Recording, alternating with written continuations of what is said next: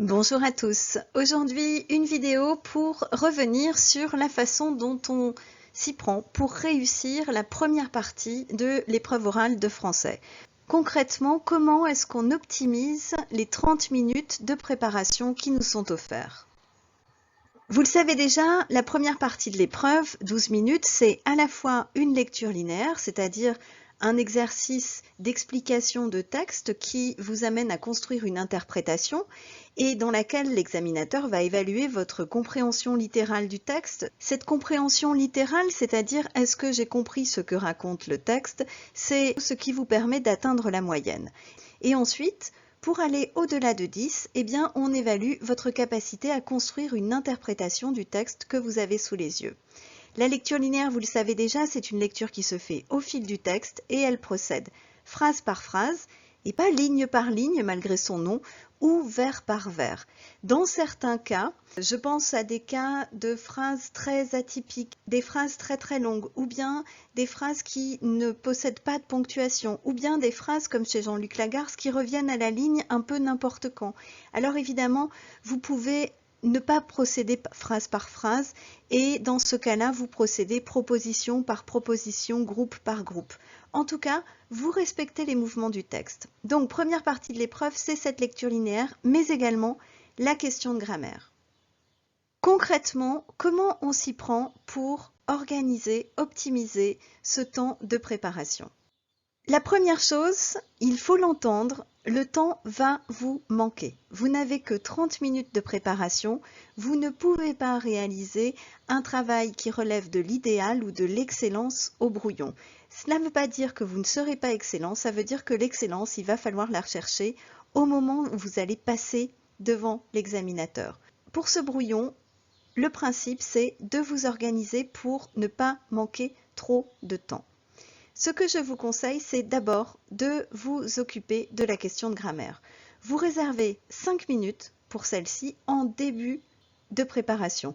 Eh bien tout simplement parce que la grammaire est difficile à improviser à l'oral et qu'il vaut mieux improviser une interprétation sur les 2 dernières phrases du texte parce que vous n'avez pas eu le temps de préparer que de vous lancer dans une question de grammaire sans avoir réfléchi à celle-ci en amont.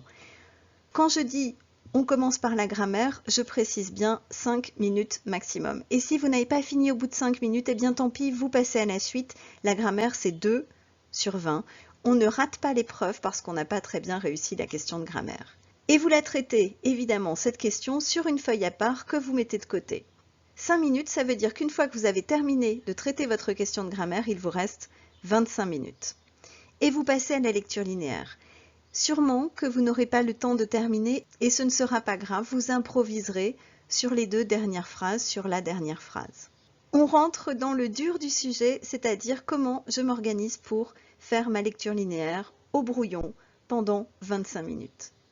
Je vous montre comment je fais et vous avez besoin pour suivre la méthode que je vous donne de quelques stylos qui vous permettent de surligner votre texte et vous allez voir pourquoi j'insiste sur cet équipement dans la suite de la vidéo. La première étape, ça va être d'identifier les mouvements et de formuler, réciter une problématique. Pourquoi est-ce que je dis formuler ou réciter une problématique? Eh bien parce que les textes sur lesquels vous êtes interrogé, ce sont des textes sur lesquels vous avez travaillé dans l'année. Parce que vous les avez travaillés, on peut attendre de vous que vous connaissiez les problématiques par cœur. Alors, au grand maximum, ça vous fait une vingtaine de problématiques à retenir. Apprenez-les par cœur, ça ira tellement plus vite quand vous serez dans votre temps de préparation. Pour vous montrer la façon dont je fonctionne, je choisis un texte. Alors, je ne l'ai pas choisi tout à fait au hasard, mais presque. Et je vous montre comment je fonctionne à partir de ce texte. Évidemment, pour que tout cela ait un peu de sens pour vous, je vous propose tout d'abord de vous lire le texte. En plus, c'est un joli texte, ce sera un moment agréable pour tout le monde, enfin en tout cas pour moi. Et ensuite, je vous montre comment j'organise le brouillon. C'est un texte donc qui est un extrait du postambule de la Déclaration des droits de la femme et de la citoyenne d'Olympe de Gouges. Femme, réveille-toi.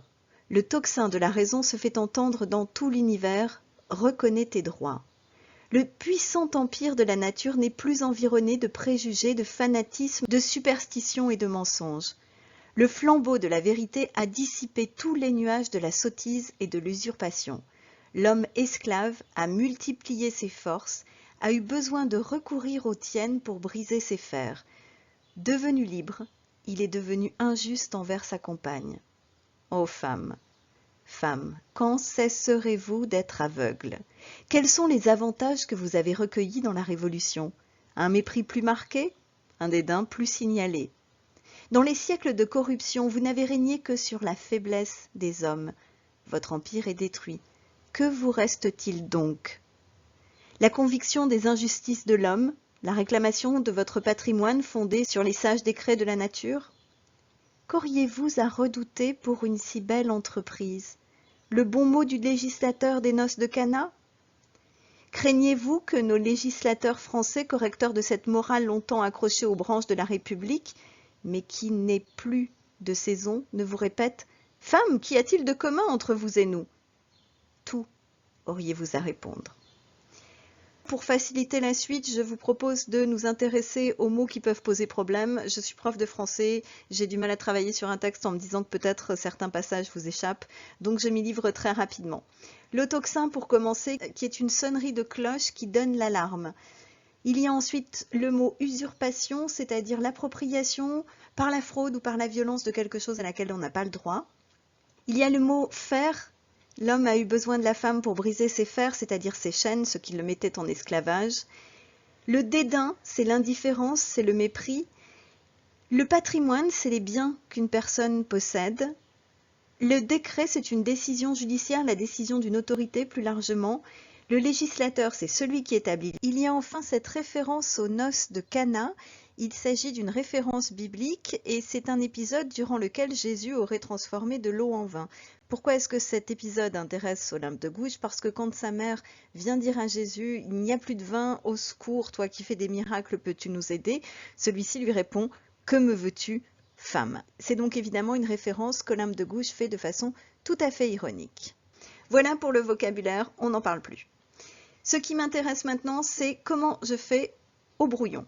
La première chose que je vous propose au brouillon, c'est que vous allez identifier les mouvements du texte. Le premier mouvement, ici, je vais considérer que c'est la première phrase. Il y a une injonction à la prise de conscience. Deuxième mouvement, Olympe de Gouges fait le bilan positif de la Révolution. Vous voyez qu'il y a de nombreux verbes au passé composé, mais ce bilan positif ne concerne que les hommes. Et la suite, le troisième mouvement, c'est un bilan concernant les femmes, et ce bilan-là, vous voyez qu'il est extrêmement négatif, puisqu'elles ont tout perdu. Et enfin, le dernier mouvement du texte, c'est un mouvement dans lequel Olympe de Gouges essaie d'inciter les femmes à l'action.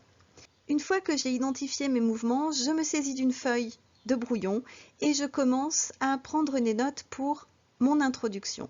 Pour l'introduction, je vous conseille de rédiger la première phrase très simplement pour qu'elle vous serve d'appui en cas d'angoisse ou de stress au moment où vous vous retrouvez devant l'examinateur. Le fait d'avoir écrit la première phrase peut aider à prendre la parole. Donc j'écrirai, puisque la première chose que je vais présenter, c'est l'auteur.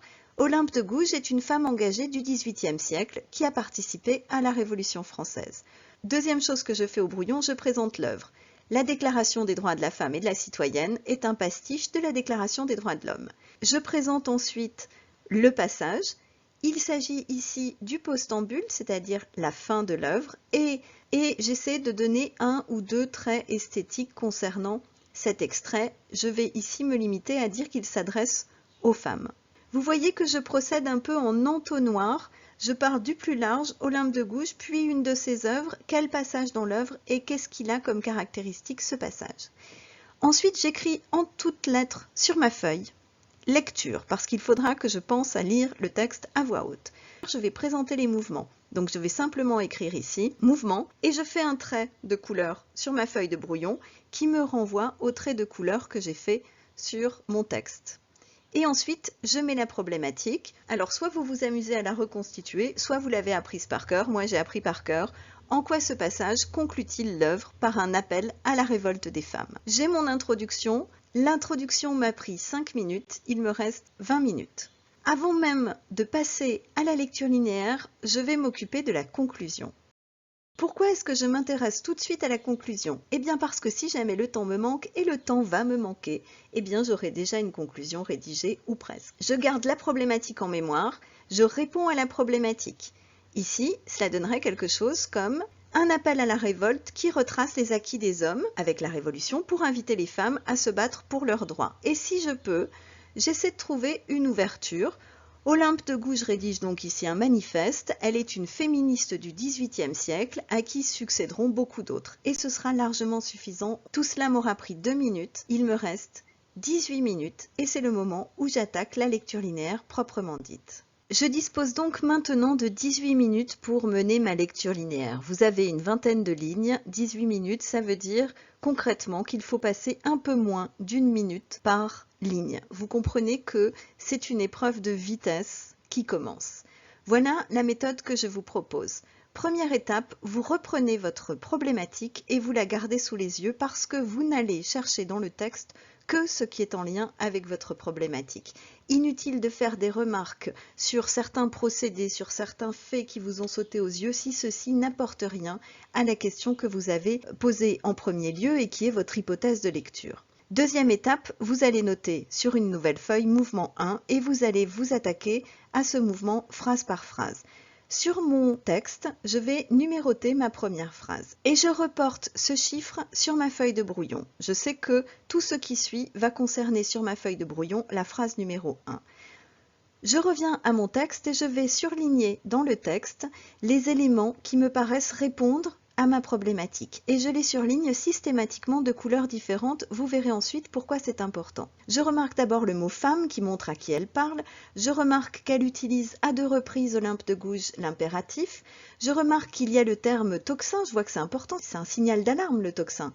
Et je vois qu'il y a 2 mots qui peut-être font référence à la Révolution, c'est-à-dire la raison, le règne des Lumières, et les droits. Il s'agit sans doute d'une référence aux droits de l'homme et du citoyen.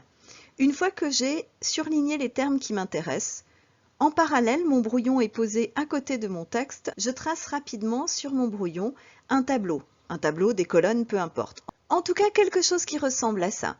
Une première colonne dans laquelle je vais reporter des traits de surligneur, une deuxième colonne dans laquelle je vais identifier les procédés utilisés et une troisième colonne dans laquelle je vais proposer une interprétation. Pour la première phrase, je me fais un trait vert rapidement dans la première colonne, j'identifie une apostrophe, une adresse au destinataire, peu importe, et j'interprète, s'adresse au destinataire, la femme, elle veut être entendue, elle veut capter l'attention.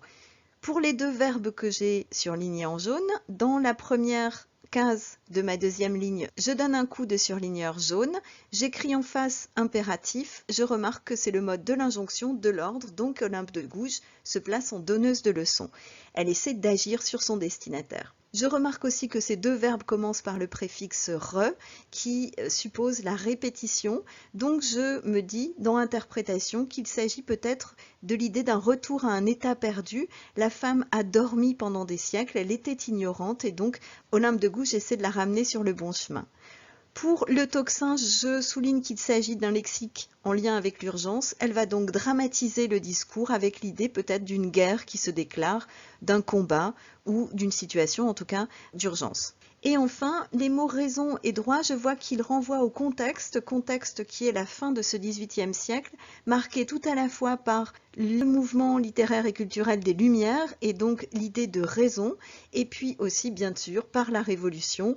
Et donc Olympe de Gouges crée un texte qui s'inscrit dans un temps donné en lien avec des événements donnés. Je fais pareil pour la deuxième phrase, je mets un petit 2 sur mon texte et je continue à remplir mon brouillon. Voilà donc la méthode que je vous propose pour arriver à organiser vos brouillons pendant le temps de préparation. Encore quelques petits conseils et j'en ai terminé pour aujourd'hui.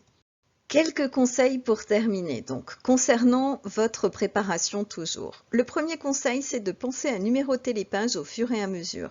Ça n'arrive jamais, mais si il devait arriver par mégarde que vous lâchiez la pile de feuilles au moment où vous vous rendez vers l'examinateur parce que vous êtes un peu angoissé, eh bien ce serait très simple de les remettre en ordre. Deuxième conseil, même si le temps presse, essayez de rester à peu près lisible.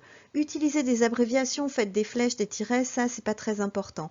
Mais faites attention d'arriver à vous relire sans difficulté, sans avoir besoin évidemment de vous coucher sur votre feuille pour arriver à déchiffrer ce que vous avez écrit.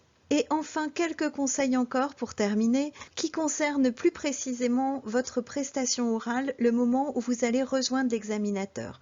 Le premier conseil, c'est souriez en arrivant devant l'examinateur. Oui, vous avez un masque pour cette année, mais masque ou pas, le sourire, ça s'entend, ça fait plisser les coins des yeux et ça change la relation que l'on entretient, que l'on met en place avec l'autre. Pendant que votre examinateur va vous accueillir, il va vous rappeler ce que vous avez à faire, les différentes étapes de votre prestation. Vous pouvez écouter d'une oreille distraite, vous connaissez déjà tout ça. L'important, c'est d'arriver à vous recentrer. Ne vous sentez pas obligé au cours de la prestation de relire chaque phrase avant de l'analyser. Si vous sentez que vous êtes un peu court, que votre explication linéaire ne tiendra pas le temps imparti, alors vous pouvez relire chaque phrase avant de l'analyser. Dans le cas contraire, vous indiquez seulement dans la phrase suivante, ou bien ensuite je vois, ou bien encore la phrase qui débute par, et vous enchaînez avec votre explication. Et dernier conseil, posez un réveil ou un chronomètre ou une montre face à vous au moment où vous commencez votre prestation, de façon à voir un peu où vous en êtes. Si vous utilisez une montre, alors réglez-la à 0h00 et vous la mettez en route au moment où vous commencez à composer, de façon à pouvoir voir très facilement combien de temps il vous reste. J'en ai terminé pour tous les conseils que je peux vous donner. Il ne vous reste maintenant qu'à poursuivre vos révisions. Il vous reste aussi à prendre un peu de bon temps avant l'examen de façon à pouvoir l'aborder avec sérénité. Et il vous reste à prendre du plaisir aussi face au texte que l'on vous confiera, de façon à ce que ce plaisir se sente, se voit et contamine évidemment votre examinateur. Et moi, il ne me reste qu'à m'effacer et à vous souhaiter une excellente journée.